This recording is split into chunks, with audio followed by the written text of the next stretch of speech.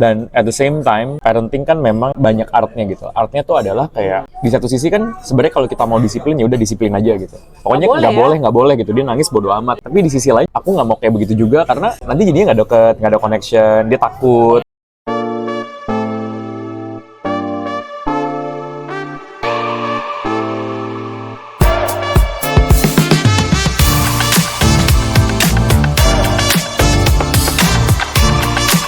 Welcome back to Live Vicariously Podcast.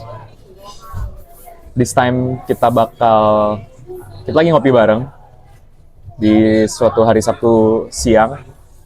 Dan tadi pagi itu kita habis ikut workshop tentang parenting. Jadi workshop parenting itu, thank you. Oke, jadi minumannya baru datang. Enak banget gradasinya. Yoi. Cantik. Jadi kita baru ikut workshop parenting tadi untuk mempersiapkan kita karena Leandro udah umur 1 tahun dan mungkin akan ada chapter baru yang perlu kita pahamin gitu. Toddlerhood. Sekarang masih pre-toddler. Betul. Jadi In the next few months lah dia. Mungkin 1,5 tahun udah mulai yes. jadi toddler. Cuma mungkin karena kita sama-sama suka prepared ya. Lebih baik kita tahu dulu di awal. Jadi nanti pas lagi mengalami tuh nggak kaget. Ada banyak pertanyaan sih pas awal kan kenapa kita merasa perlu equipping ourselves, kayak kalau dari aku sendiri ada beberapa pertanyaan. Gimana tuh kalau kamu? Yang kayak aduh nih gimana nanti ya, karena berkaca dari mungkin udah mulai ada tanda-tandanya, misalnya kayak gimana ngasih tahu dia sesuatu tuh benar atau salah. Misalnya kayak dia kan sebenarnya natural aja penasaran gitu, apa suka bunyi-bunyian, apa dibanting di atas meja, ngong, makanan, puing, ngelempar kayak gitu. Gimana kita educating, kita mungkin nggak bukan mendisiplinkan, tapi kayak gimana kita educating, this is right thing to do, this is wrong thing to do. Bahkan mungkin hal yang kayak lebih kayak, kalau itu kan borderline kayak tidak baik untuk dilakukan aja ya. Ada yang misalnya borderline bahaya, kayak misalnya mau pegang pisau gitu, lihat mamanya pegang pisau, mau pegang gunting, mau pegang cutter gitu, mau ikut diapain gitu. Jadi gimana kita educating, terus containing emotions, dia begitu pas nggak dikasih marah. How do we handle that? Karena kan big feeling buat dia. Benar. Jadi kayak ada beberapa hal-hal kayak gitu yang I would like to equip myself better to be able to facilitate him growing better. Dan itu kayak kita tahu ceritanya kalau toddler kayak gitulah, nggak bisa dibilangin, tantrum. At least it's from my side, the background why I think we need this, and that's why I ask you to join the course. Understand. Jadi tadi gara-gara kamu ngomong aku jadi lumayan reflect juga sih. Karena mungkin paling berasa beberapa bulan terakhir kali ya. Kan dia sekarang udah 13 bulan kan. 2 bulanan mungkin kali ya. Iya, makanya kayak mulai kayak udah kayak orang gitu. Benar. Jadi nggak cuma sekedar, jadi kayak maksudnya nggak kayak orang adalah lagi kecil kan lebih kayak nangis, tidur, ganti pampers. Jadi kayak terus banyaknya tuh mekanik gitu. Ya. Terus kalau sekarang tuh kayak udah beberapa momen dimana kalau dia mau sesuatu tuh dia menunjukkan kemauannya akan hal tersebut. Dan kalau kita nggak kasih tuh dia ngambek. Bisa kayak sampai kayak gitu loh, yang kayak di beberapa kesempatan ya udahlah kita kasih aja gitu loh, kayak toh ini kayaknya bukan hal yang terlalu atau di distract banyak kan sekarang, atau di distract kayak gitu. Ini ada apa nih benar cuma karena kan sekarang belum ada hal yang dia mau yang benar-benar out of this world, kayak yang tadi kamu bilang kan, tiba-tiba misalnya dia mau, ya aku ngerasain misalnya kayak kemarin kita belanja ke supermarket, dia ngelihat gitu, kebayangkan kalau dia gedean dikit dia mau beli terus dia kayak dia ambil gitu, padahal kayak kita kayak ngapain sih beli kayak gitu. Atau bahkan sebenarnya kita mungkin ngerasanya secara prinsip nggak boleh kita beli just for the sake gara-gara dia mau doang gitu. Jadi mulai berasa sih secara situasi di lapangannya, mulai ada gejala-gejala yang menunjukkan kita gitu. Ya memang kita harus grow up gitu loh. Iya. Udah memang harus equipping ourselves gitu. Dia sudah grow up, jadi kita juga harus grow up. Benar. Dan at the same time, parenting kan memang banyak artnya gitu. Artnya tuh adalah kayak di satu sisi kan sebenarnya kalau kita mau disiplin ya udah disiplin aja gitu. Pokoknya nggak boleh gitu. Dia nangis bodo amat. Iya, gitu. diumpetin gitu. Jadi ada satu sisi of that parenting. Tapi di sisi lain juga aku nggak mau kayak begitu juga karena nanti jadinya nggak deket, nggak ada connection, dia takut. Terus hubungannya tuh jadi bener-bener kayak dari atas ke bawah gitu loh. Pokoknya kayak dia harus nurut sama kita gitu. Kayak Jadi aku juga nggak mau. parent kita, tiger. Iya gitu. Jadi kayak ada distance yang bikin dia tuh nggak nyaman gitu. Yang ya ini aku nggak tahu ini valid atau enggak. Tapi jadinya kayak nanti mungkin kalau dia udah gede tuh dia jadi lebih nggak nyaman ngomong sama kita gitu on a lot of things, nggak deket lah. Atau dia jadi permisif kepribadiannya karena kita terlalu otoriter gitu kan. Ya nggak ada salahnya kita cari tahu lah gitu. Betul. Mungkin Betul. ini bukan yang paling benar, course yang kita ikutin bukan yang paling Yeah. benar, tapi for me it's just a matter of ya learning Yeah. lah gitu. Betul. Understanding, knowing what's out there gitu ya. Cari perspektif gimana orang nge-handle ini gitu. Betul dan jadi maksudnya di sini juga posisi kita sharing lebih kayak I think first and foremost buat kita sendiri ya. Karena kan kita memang Yes, thank you. Jadi kayak emang kalau habis kelas gitu enaknya kita bahas juga gitu. Jadi kita nge-debrief tadi bahas Dan apa. kebetulan ini ada homework Dan ada juga homeworknya yang juga. kita memang perlu kerjain juga. Iya, I think betul. it's important not for the sake of the course, but it's yang tadi ada homeworknya tuh menurut aku memang kita perlu lakuin Iya, sih. betul. Jadi it's for us gitu. Dan kenapa kita share ini juga ya karena mungkin bisa bermanfaat juga buat yang ngedengerin. Jadi lo nggak perlu datang offline di Sabtu pagi di Singapura yang bikin kita harus kayak pagi-pagi pesen gokar gitu ya untuk sampai ke tempatnya supaya online.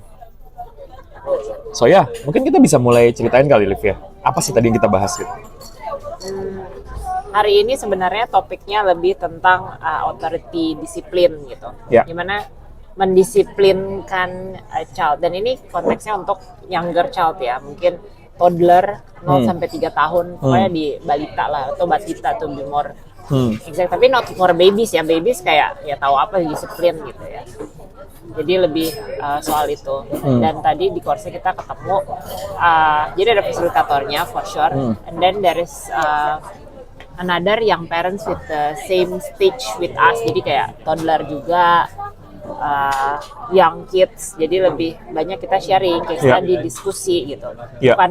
Bukan satu arah sih tadi kebanyakan. Benar. Tipe course seperti itu. Ya, betul. Jadi kayak tadi tuh kita kan acaranya kurang lebih 2 jam lebih sedikit ya, 2 jam lah gitu. 2 jam. Tadi dipotong break gitu. Jadi 1 jam pertama kita ada case-nya itu kita bahas bareng-bareng. 1 jam yang terakhir lebih kayak ada lecture materi dari si pematerinya, termasuk dia sharing ininya gitu, personal story-nya gitu. Nah yang tadi Olive bilang tentang community itu berasa banget di yang bagian yang pertama. Karena kita dikasih sebuah kasusnya itu TLDR-nya adalah ada orang tua dan anaknya melakukan sesuatu yang tidak berkenan di mata orang tuanya. Lalu ada orang tuanya yang marah dan orang tua satunya lagi tidak ngebelain. Iya. So, Jadi ada ada misalignment lah dari cara mereka mendisiplinkan anaknya gitu. Dan ada complexity lagi, Ada another caregiver, yaitu kakeknya. Jadi approach-nya beda lagi. Iya, Jadi anaknya behave differently Ya. to the different caregiver. iya, betul. Dan, kita sih sekarang tidak mengalami hal tersebut. Tapi kalau ngedenger dari cerita yang udah pernah punya anak, kayaknya ini lumayan common. Terutama kan kayak kalau di Indonesia deket ya sama orang tua, ya kan? Ya, kita kebetulan perantau. Iya gitu. Jadi kayak wajar banget ketika lagi orang tua sama anak, treatmentnya kayak gimana, tapi begitu ada kakek neneknya, treatmentnya bisa berbeda. Dan sometimes the discussion antara orang tua dengan kakek neneknya tuh bisa jadi tricky gitu. And sometimes the discussion doesn't even happen gitu loh. Iya, betul. Dan mungkin yang buat kita ya di antara parents sendiri masih ada misalignment gitu. Iya, Dan itu juga sering terjadi sih di antara orang tua, kayak yang ini maunya gini, yang itu maunya gitu, approach-nya kayak Benar. gini, approach-nya kayak gitu. And then berantem di depan anaknya. Bahkan mungkin soal the approach itself gitu. benar. Juga di bayangan aku sih juga cukup common ya. Betul. Iya tadi jadi kayak kita nge-relate juga. Dan yang tadi kamu bilang tuh benar sih. I think first and foremost, mungkin karena kita punya background yang berbeda, just like everyone else dalam pasangan suami istri, ya kita mungkin familiar dengan cara memecahkan konflik yang berbeda. Kita bawaan dari keluarga kita masing-masing. Sedangkan kan sekarang kayak kita berkeluarga bareng dan nanti dari course itu kita belajar bahwa kita perlu punya alignment gimana kita bakal nge-treat konflik dengan anak kita yang konsisten. Dia nggak bilang, tadi kalau aku ingat ya, dia tuh nggak bilang ada satu cara yang paling spesifik gimana.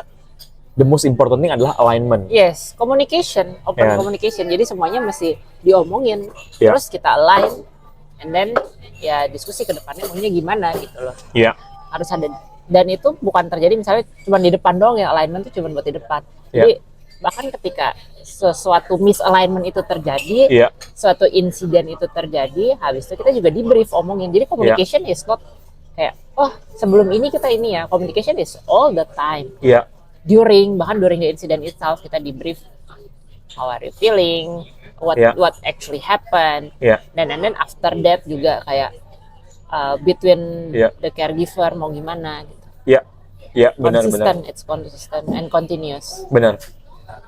Karena kan jadi anaknya bingung ya. Misalnya kayak kok sama papa gini, sama mama begini, treatmentnya berbeda. Terus aku ingat dulu tuh kayak, gue ngalamin gak ya? Yang dimana kayak kalau minta uang jajan jangan ke mama, minta ke papa, karena papa lebih mau ngasih gitu kan. Oh beli mainan. Iya. Gitu, jadi kayak pasti ada orang yang lebih permisif. Nah itu kan berarti mungkin kayak perlu ada banyak persetujuan gitu ya di antara orang tua gitu. So if anything kayak papanya, tanya mama gitu. Benar. Jadi sebenarnya lu tahu apa enggak gitu. Benar. Ya ibaratnya kalau kayak analoginya kayak di kantor gitu. Kita punya atasan sama punya HR, terus kayak ketika kita ngomong ke atasan sama ke HR jawabannya beda gitu. Itu kan juga jadinya kan kayak, oh yang benar yang mana nih gitu. So I think that alignment sih yang tadi aku paling dapet take away-nya dari sesi itu. Alignment, communication, ya. Mirip-mirip sih dari yang tadi. Benar.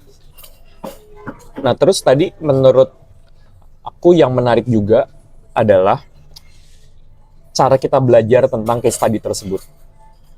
Karena biasanya kan kita udah cukup sering ya ikut kelas-kelas tentang parenting gini. At least dari 3 kelas yang kita ikutin tuh pendekatannya berbeda. Ini 3 kelas yang kita ikutin waktu Leandro masih kecil atau belum lahir. Jadi kita ikut 3 kelas. Tahun yang lalu. Ada satu kelas yang benar-benar fokusnya tuh adalah itu dikasih slide jembreng detail banget. Lu bisa tahu banyak hal. Termasuk kayak susu itu harusnya ditaruhnya itu berapa lama. Kalau misalnya mau ditaruh di luar ruangan, lu kayak harus ngeset AC supaya suhunya tuh tetap termaintain. Jadi kayak bisa sedetail itu gitu. Tahan berapa lama. Benar.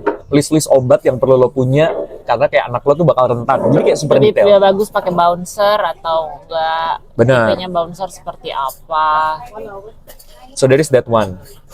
Ada juga kelas lain yang kita ikutin fokusnya lebih ke praktek. Mandiin bayi, bedong bayi, yoga gitu kan. Jadi kayak praktek gitu. Teorinya nggak terlalu banyak, tapi beneran langsung nyoba gitu. Praktek ya. Sedangkan ini adalah tipe yang ketiga yang kita ikutin tahun lalu, di mana yang prosesnya adalah diskusi. Diskusi, case study, diskusi, ya. Yes. Jadi kayak they proud themselves by saying ini kayak kita menggunakan Harvard case method gitu. Kita bahas case, terus dari case itu kita bedah. Ya. Nah jadi tadi itu pas kita dapet case-nya, kita tuh diajak memecahkan masalah dengan framework yang kita pelajarin dulu di consulting. Menarik juga. Ya, itu. Which is kita mulai dari fact, problems, solution. Jadi pokoknya facts-nya dulu. Ya. And then when there is something ya facts-nya apa? Kayaknya orang tuanya gini, oh, is that fact or is that opinion? Si fasilitatornya langsung kayak gitu kan. Kayak, is that a fact? Yeah. Is that the fact? Is it stated here somewhere? Gitu. Benar. Did that happen? Iya. Karena kadang-kadang kita kan dapat informasi dan informasi itu ada ditulis di case gini kan. Tapi pas lagi kita bilang problemnya apa, kita mencemplungkan opini kita gitu. Nah, kita extrapolate gitu. Iya. Gitu. Jadi we need to always start from the facts gitu. Iya. Jadi kayak kadang kita kalau menyelesaikan saya kita langsung jadi problemnya gini gitu. Iya. Is that the problem? Benar. Or is that really a problem gitu. Jadi ya start from the facts gitu. Benar. Baru kayak ya what is the problem from the facts. Benar. Ya gitu kayak misalnya kayak tadi contohnya adalah si kakeknya itu treatmentnya agak lebih soft ke anaknya gitu. Kamu kayak gini ya nanti dikasih ini gitu. Iya. Jadi kan kayak kalau kita nyebutin opini kayak ini kakeknya people pleaser nih gitu. Tapi kan di sini nggak ada yang menulis kakeknya itu people pleaser. Gitu. Cuma kakeknya maunya anaknya favoritin dia gitu. benar, Karena dikasih terus gitu, yang mau apa dikasih. benar. Sedangkan di sini faktanya sesimpel kakek anaknya behave-nya berbeda kalau sama kakeknya dibandingin sama orang tuanya. Iya. That's it, that's the fact gitu. Terus anaknya pernah bilang, oh kakek beliin gua ini kok gitu. Tapi kan apakah itu terjadi all the time? Iya. Apakah itu terjadi karena kakeknya memang mau kayak gitu? Jangan-jangan dia bohong. Iya, atau anaknya Suka kayak bohong. gitu kan, ya kan? Demi anaknya bisa mendapatkan itu lagi sama mamahnya. Benar. Jadi facts. Karena kan facts itu reality ya. Reality observation. Problem itu adalah gap antara realita dengan ekspektasi. Jadi kita mesti tahu realitanya kapan dan problem atau tidak itu tergantung ekspektasi kita. Contohnya kayak tadi ada satu bagian di mana bapaknya marah terus dia mukul anaknya gitu. Iya, buat orang tua tertentu mukul anak tuh tidak salah. It might not be a problem, it's just a fact. It's just a fact gitu, kayak oh ya udah memang itu part of mendisiplinkan anak gitu. Dan gue nggak ada di posisi untuk menjudge itu benar atau salah gitu. Buat orang-orang lain gitu. Ya, tiap anak beda, Tiap anak beda gitu. Mereka punya prinsip yang berbeda gitu kan. Nah jadi itu bisa masalah, bisa jadi enggak gitu. Terus pas bapaknya marah ke anaknya, mamanya diem. Itu masalah atau enggak? Bisa iya, bisa enggak. Subjektif gitu. Lo agreementnya gimana, alignmentnya gimana gitu. Bener. Kalau memang alignmentnya kayak kita orang tua harus satu suara, lo harus dukung gua di depan anak. So it's not a problem. Beda kalau misalnya alignmentnya kayak we family first is not us gitu. Jadi kayak kalau dimarahin ada yang nggak bener, you need to stand up also for the child. Ya. Tapi even that ya. Bahkan bisa jadi ketika misalnya let's say kamu marahin dia, terus aku nggak langsung negur kamu gitu. Bisa jadi itu sebenarnya bukan karena aku tidak peduli, tapi lebih kayak lalu lagi marah, percuma gue omongin sekarang gitu. Bisa juga. Iya kan? Kan maksudnya kita juga kalau lagi emosi dikasih tahu juga kayak agak-agak nggak mau denger juga gitu. Jadi there are many permutations di situ. Tapi the fact is this. Iya benar. Fact adalah kamu marah gitu sama anak dan kamu diam gitu. Dan kamu diam, that's a fact. Iya. Nah itu bergunanya nanti di belakang gitu pas kita udah solutioning. Tapi we need to know the facts gitu. Iya. Benar. Karena itu juga yang terjadi ketika ada misalignment gitu kan yang tadi di sini kita juga banyak discuss yang tadi kamu juga bilang take away-nya harus banyak alignment gitu. Nah alignment itu bisa terjadi dengan ya ini kita stating the facts dulu gitu. Kalau nggak bakal align nih karena kita dari awal facts-nya beda, udah campur-campur opinion. Kalau opinion pasti ada misalignment. Kalau facts itu pasti align. Iya. Jadi kalau ada misalignment mau align, start with the facts karena facts itu real gitu. Iya. Make sense. Jadi makanya tadi dapat ya it's very familiar lah karena itu juga framework problem solving yang kita pelajarin di consulting gitu. Dan ya ini ternyata kepake banget buat even like for parenting. Jadi tadi kayak the first part kita banyak spend time membahas tentang fact dan problem. Fact-nya dulu. Terus baru problem. Baru dari facts-nya ini apakah is there any problem and what are the problems? Ya. Baru nanti solution. Gitu. Jadi kayak define the problem, baru nanti come up with the solution. Karena kebanyakan kita selama ini framework-nya banyak yang kayak problemnya apa? Ternyata enggak. Not start with the problem. Apalagi start with the solution. Always start with the facts. Benar juga. That's a good one. Ya. Itu mungkin di workshop sebelumnya kita pernah ikut juga memang si fasilitator ini selalu facts. Problem solving-nya framework-nya dengan fact, problem solution. Ya tadi bagus juga karena jangankan problem ya, kadang-kadang kita fokusnya ke solution langsung. Next-nya ngapain sih gitu kayak. Jadi kayak ya tadi tuh kasusnya anaknya marah gara-gara nggak dibeliin cupcake, terus gara-gara dia marah dia lari nyebrang jalan dan dia hampir ketabrak, nanti kayak gitu. Kan sebenarnya kalau kayak gitu apa sih solusinya? Solusinya bisa jadi kayak anaknya harus dikekep terus, atau solusinya bisa jadi kayak anaknya diajarin cara nyebrang jalan. Bisa jadi juga solusinya anaknya diajarin cara dealing with disappointment. Jadi kalau kecewa lu jangan destruktif gitu. Tapi bisa jadi solusinya ya lebih deeper lagi. Ya harusnya orang tuanya ngobrol dulu gitu. Jadi kayak bisa kemana-mana banget tergantung kita mau ngomongin skala masalahnya tuh apa. So I think that's a very good way of ini sih gitu.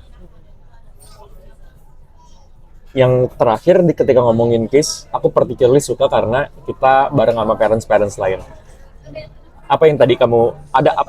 Aku tadi kan ada beberapa poin yang aku kayak belajar dari parents lain. Kamu ada nggak tadi ketika orang ngomong apa tuh kayak iya ya gitu? Oh banyak lah. Apa misalnya yang kamu ingat tadi? Kayak one of the parents choose correction over connection. Oh iya, itu dia ngomong berkali-kali ya? Iya. Quotable banget itu. Quotable banget ya, benar. Terus ada kayak what should the other parent do in this situation gitu. Banyak yang oh iya benar juga, oh iya biasa mikir gini yang hubungan sama grandparents, oh kita pick the battle juga gitu, nggak semuanya parents kita kasih A to Z, kita punya parenting style, tapi kayak di bagian ini lu harus consult sama gue ya, di bagian ini terserah deh lu mau ngapain gitu. Karena kan kita nggak mungkin, lagi kita sebagai orang tua yang kerja ya, jadi kita nggak handle anak 24/7 alignment kayak gitu, jadi kayak oh kayak gitu ya bisa approach-nya, jadi kayak ya getting to know juga, getting new tips kayak oh kayak gitu bisa, oh kayak gitu, meeting the child in the eye level. Itu bagus banget ternyata. Maksudnya kayak gue nggak sadar pentingnya hal itu. Jadi tadi pas kita ngobrol sama salah satu fasilitatornya, dia bilang gitu kayak kan anak kan lebih pendek dari kita gitu. Jadi kayak dia menyarankan kalau misalnya ngomong kita jongkok, jadi benar-benar kayak eye to eye gitu. Dan benar-benar eye to eye ya, bukan cuma asal jongkok kayak gimana, tapi kayak kita lihat menatap dia, dan mereka tuh ngerti gitu loh anak-anak. Karena this facilitator sebenarnya mereka udah biasa dealing sama anak-anak, karena salah satunya tuh founder preschool yang cukup ternama lah di sini. Iya benar. Jadi memang anaknya 6. handling toddler tuh kayaknya udah gape banget gitu. Jago banget ya, pengalamannya banyak. Dan gue lihat sendiri gitu, kayak tadi si orangnya ini kan bisa ada orang tua lain bawa anak gitu ya, itu dia benar-benar megang gitu anak-anak toddler yang lari-lari gitu tuh, bisa diajak ngomong sama dia di eye level tuh kayak anaknya langsung show interest, langsung apa beda banget gitu perilakunya. Terus kayak lo whisper magic apa gimana? Anak bisa mau dengerin lo gitu. Ini kita ngomong anak 2,5 tahun yang kayak gitu. Hebat ya. Jadi memang children are more powerful than we might thought that they would be. Ya, benar. Dan kayak extending on the community learning juga kayak ya gue sendiri belajar kayak tadi bisa, kita berdua juga bisa. Tapi ngeliat parents lain juga jadi dapat diversity yang macam-macam sih gitu. Karena kan kayak mereka punya arrangement yang berbeda-beda ya. Ada yang kayak misalnya kita lagi ngomongin tentang kita mesti punya alignment kan di antara kita. Ya kita lumayan beruntung. Kita sejauh ini lumayan oke. Dan kita nggak tinggal sama orang tua kita gitu. Karena kalau ada kompleksitas tambahan tuh, ada opini lain lagi, ada ya yang lain yang harus dipikirin lagi. Bener, karena kan kayak dari beberapa cerita yang gue denger, kalau misalnya punya orang tua tapi orang tuanya juga udah punya cara parenting mereka ke anaknya, ke cucunya gitu, bisa jadi dan susah dibilangin bisa jadi potensi konflik juga gitu. Jadi tadi ada salah satu peserta yang sharing gitu, yang kayak gue setuju dengan rule, tapi ya pada akhirnya gue sehari-hari nitipin anak gue ke orang tua gue juga nggak bisa ngatur-ngatur mereka juga lah gitu loh. Pick the battle lah gitu.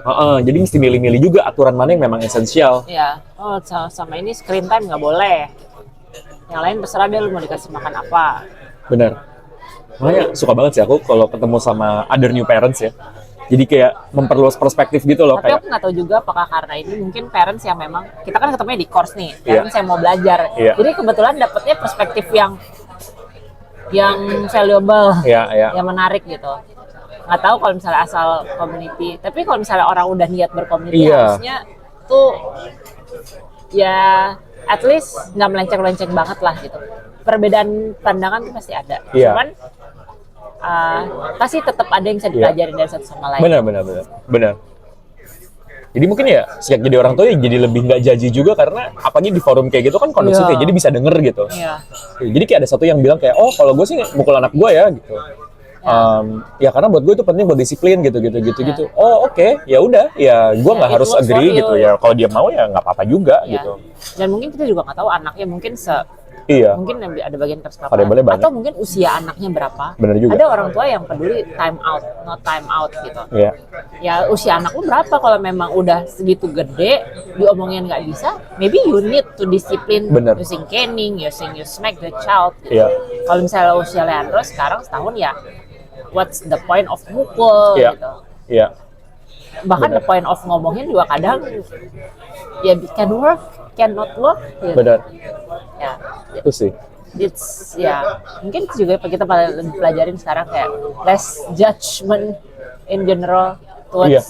other parents or other situations ya. We don't know the full story. Benar. Because parenting is not easy, man. Benar. Banyak variabelnya gitu. Uh-uh.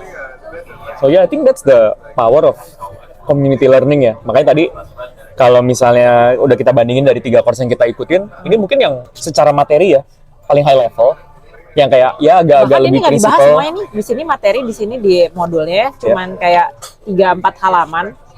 Tapi tadi nggak dibahas. Tadi di slides itu, Di slide. summarize di slides, padahal sebenarnya Summarize-nya, ini kayak iya. bisa jadi poin diskusi lagi sendiri. Jadi Gitu. ini case study-nya 2 halaman. Itu tadi makan waktu sejam lebih sama diskusi dan debriefnya. Kontennya 40 menit. Iya. Padahal kontennya lumayan banyak. Kontennya lumayan banyak. Gitu, dan kita akan bahas kontennya di next episode. Ya. So, kita lanjut di episode selanjutnya.